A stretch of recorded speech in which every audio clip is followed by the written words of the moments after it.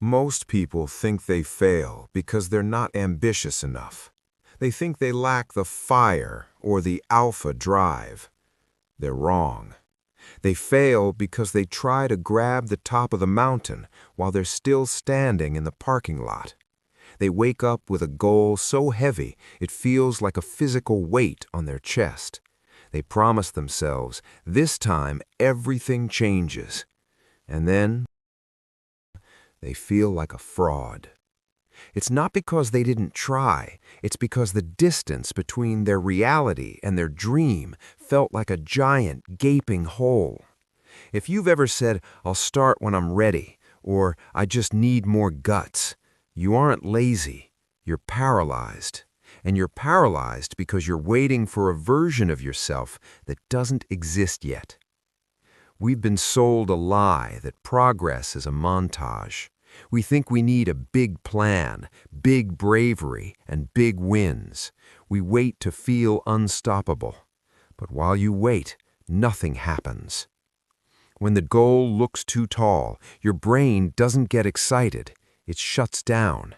It's a biological survival mechanism. It protects you from the threat of the big fail. Days turn into weeks, weeks turn into years, not from a lack of talent, but from the crushing weight of expectation. Here's the real truth, and it's a hard one to swallow. You weren't made to start at the top. You were made to start right where you're standing, with no one watching and no one cheering. That means starting small, so small it doesn't scare you. So small it actually feels a little bit embarrassing.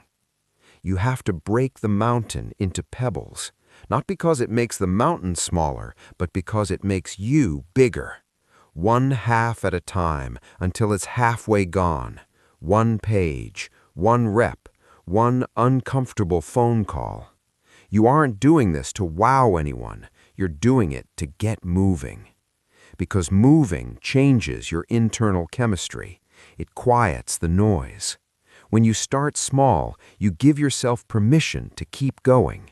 You don't climb the whole thing at once. You take the next step, you stop, you breathe, and then you look at your feet, not the summit. The summit is a distraction. The step is the reality.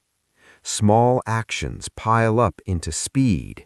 Speed builds confidence. And get this, confidence doesn't come first. It's the reward you get after you act. One day you're going to look back and realize you've been climbing all along. You'll smile at the distance, not because you flew, but because you walked every single inch. The summit? It's not a dream anymore.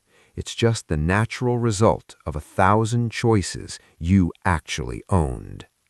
Skip the big start. Go small. Start today.